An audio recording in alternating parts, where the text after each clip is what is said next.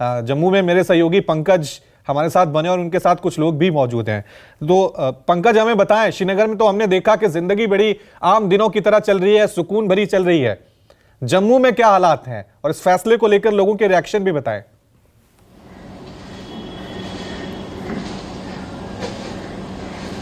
जी बिल्कुल, देखिए थोड़ी देर में जब सुप्रीम कोर्ट का फैसला आएगा तो साफ हो जाएगा कि क्या फैसला सुप्रीम कोर्ट सुनाती है कि 370 को हटाया जाना वैध था या अवैध था। लेकिन जम्मू में हालात पूरी तरह से सामान्य है। लेकिन अगर हम 5 अगस्त 2019 की बात करें, जब 370 को हटाया गया, उसके बाद जम्मू में 2 जो समाज थे, वेस्ट पाकिस्तानी रेफ्यूजी और वाल्मीकि समाज, उन्होंने बहुत ज्यादा खुशी मनाई, क्योंकि काफी लंबे समय से यहाँ पर रह रहे थे लेकिन वोटिंग का राइट्स नहीं था। वो लोकसभा के चुनाव में वोट कर सकते थे लेकिन विधानसभा के चुनाव में वोट नहीं कर सकते थे। उनके बच्चों को जॉब नहीं मिलती थी। तो 370 को जब हटाया गया तो मिली जुली प्रतिक्रिया देखने को मिली। हमारे साथ कुछ स्थानीय लोग हैं, कुछ पॉलिटिकल पार्टी के लोग हैं। सबसे पहले आम लोगों से बातचीत करते हैं। क्या नाम है आपका? राकेश कौल। कौल साहब, आज फैसला आएगा सुप्रीम कोर्ट का कि 370 को हटाया जाना सही था या गलत था, तो क्या कहेंगे आप? देखिए, जम्मू कश्मीर के लोगों को पूरी उम्मीद है कि जो भी फैसला सुप्रीम कोर्ट वो इनके हक में ही होगा। हम हर वक्त चाहते हैं कि यहाँ के जो लैंड हो, यहाँ की जो एम्प्लॉयमेंट है या जो यहाँ के नेचुरल रिसोर्स है, उस पर पहले जम्मू कश्मीर के लोगों का ही हक होना चाहिए। बाकी हमें 2 संविधान, 2 विधान और 2 प्रधान को करने की जरूरत नहीं है। आप कश्मीरी पंडित है, तो कश्मीरी पंडित समाज क्या सोचता है? तो हम यही सोचते हैं कि जो मैं अभी भी बोल रहा हूं कि बहसत एक जम्मू कश्मीर का नागरिक होके मैं यही सोचता हूं जो ये फैसला होगा ये यहाँ के लोगों के हित में ही होगा, यहाँ के लोगों के खिलाफ नहीं हो सकता है। हम हर वक्त चाहते हैं कि ये जो फैसला हुआ इसमें कम से कम स्टेट को तो हमें वापस मिलना चाहिए। बाकी जो प्रक्रिया पहले हुआ करती थी वो आम लोगों के लिए यहाँ ठीक नहीं थी। हम ये चाहेंगे कि जो फैसला होगा वो अच्छा ही होगा और जिसमें यहाँ के नौजवान लोग जो आज मेन सफर कर रहे हैं उनके हक में हो सकता है, उनका जो भविष्य है वो फ्यूचर वो अच्छा रहेगा। तो 370 को हटाया गया, ये सही था? ये बिल्कुल वक्त की वजह सही है। इसमें था ही क्या था? इसमें जो वो खाली दिखावा था। अगर देखा जाएगा इसके पन्ने सारे खोल दिए गए थे। ये एक कवर था, उस कवर को उस वक्त हटा दिया गया। जी जी साहब, क्या कहेंगे? आज फैसला आ रहा है तो क्या कहेंगे फैसले को लेकर? देखिए, आज देश और दुनिया की नज़र जो है वो भारतीय संविधान और भारतीय न्यायपालिका पर है कि क्या फैसला सुनाती है। और निष्पक्षता के साथ हमें लगता है कि आज जो माननीय उच्चतम न्यायालय की खंडपीठ है वो फैसला सुनाएगी।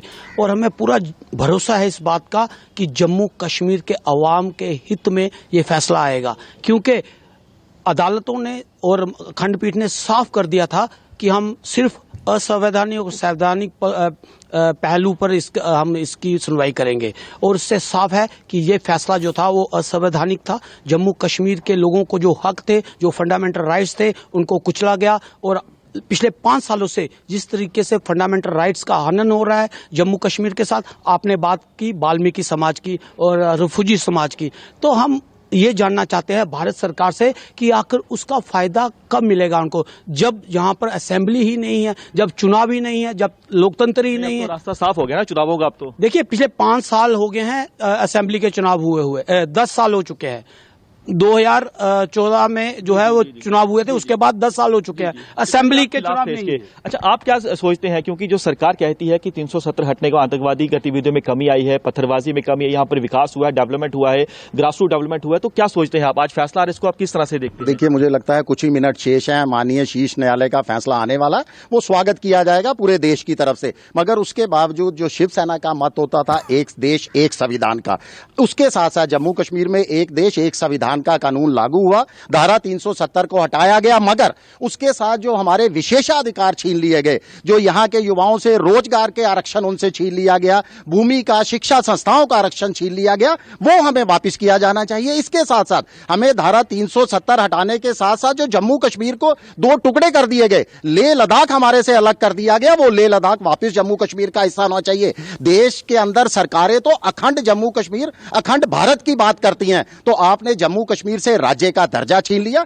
पीछे भी कोर्ट ने जो है माननीय शीर्ष न्यायालय ने कड़ा संज्ञान लिया था इसके ऊपर, सरकार से रोड मैप पूछा था। आज जनता त्राहिम कर रही है, जनता को लेकर केंद्र सरकार ने हमें केंद्र शासित प्रदेश तो बना दिया, मगर हमारे लिए भविष्य के लिए आगे क्या रोड मैप है, केंद्र सरकार किसी भी ठोस रोड मैप के साथ आगे नहीं आ रही, ताकि जनता को जो है वो सहूलियतें दी जा सके, राहत दी जा सके। साहब, क्या लगता है आपको आज सुप्रीम कोर्ट फैसला सुनाएगी कि 370 को हटाया जाना सही था, गलत था? क्या लग रहा है आपको? ये अच्छा सवाल किया आपने। सबसे पहले तो ये है कि सुप्रीम कोर्ट ने आज फैसला देना क्या है, किस बात पर देना है। सुप्रीम कोर्ट ने ये व्याख्या करनी है क्या पार्लियामेंट के पास पावर है, जो उन्होंने लेजिस्लेटिव असेंबली की पावर उनके पास है। जब ये कहते हैं कि 1957 में जो हमारी असेंबली थी, कॉन्स्टिट्यूंट असेंबली, वो खत्म हो गई थी, तो क्या पार्लियामेंट के पास पावर है? मेरा मानना है पावर है। आर्टिकल 368 के तहत जो हमारा कॉन्स्टिट्यूशन है वो डेवलपिंग कॉन्स्टिट्यूशन है।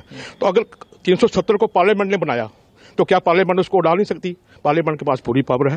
दूसरी बात रही स्टेटहुड की, सरकार ने पहले भी कहा और सुप्रीम कोर्ट में भी उन्होंने ये बात कही कि भाई हम स्टेटहुड को वापस लाएंगे, लेकिन कब लाएंगे ये कोई दिशा निर्देश नहीं है। मुझे लगता है कि शायद आज सुप्रीम कोर्ट इसमें कुछ दिशा निर्देश या कोई टाइम लिमिट जो है सुप्रीम कोर्ट जो है वो जरूर देगा। और इसके हटने से हमारे पास फायदे भी हुए, नुकसान भी हुए। नुकसान ये हुआ कि जो रोजगार हमारे कुछ युवकों तक की था, वो अब वो पोस्टें अब पूरे हिंदुस्तान में जो जारी हैं, हमारे जो नौजवान हैं उनको जो है काम में बहुत बाधा आई है।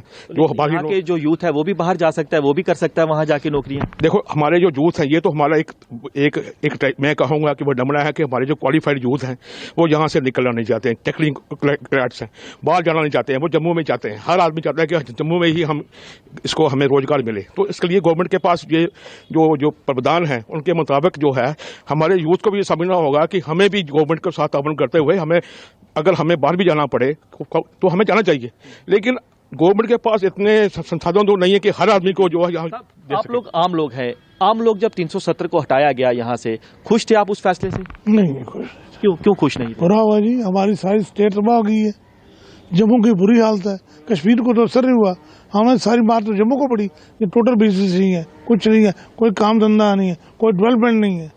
क्यों? यहाँ पे तो अब तो बाहर से भी लोग आ रहे हैं, आपको तो रोजगार मिल रहा है। आप लोगों को क्या रोजगार मिल रहा है जी? आके देखो लाइन किसी लगी है लोगों की, कहाँ बेरोजगारी है।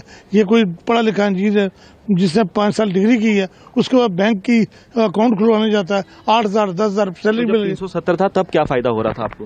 तब तो ठीक था, चल रहा था, नौकरी मिल रही थी, इलेक्टेड गवर्नमेंट थी, लोगों को सर पोस्टें निकलती थी। JNK बैंक में पोस्ट आती थी, हमारे 500 लड़का करीब JNK बैंक में लगते थे और कई जगह सोर्स से। लेकिन अब तो बिजनेस ही खत्म हो गया। तो आपको लगता है कि अगर काबिलियत होगी यहाँ के युवाओं में तो नौकरी उनको मिलेगी? अगर बाहर का युवा आ रहा है नौकरी के लिए, अगर उनमें ज्यादा काबिलियत होगी तो उनको मिलेगी? सबसे पहले बात है इन्होंने यूटी बनाई थी। हमारे कौन से SSP DSP यहाँ से बाहर गए हैं दिल्ली में? ठीक है पंकज, लौटेंगे आपके पास। थोड़े मिले जुले रिएक्शन देखने को मिल रहे हैं, लेकिन एक चीज साफ हो रही है कि विकास की राह पे जम्मू कश्मीर चल पड़ा, ये लोग साफ तौर से कह रहे हैं।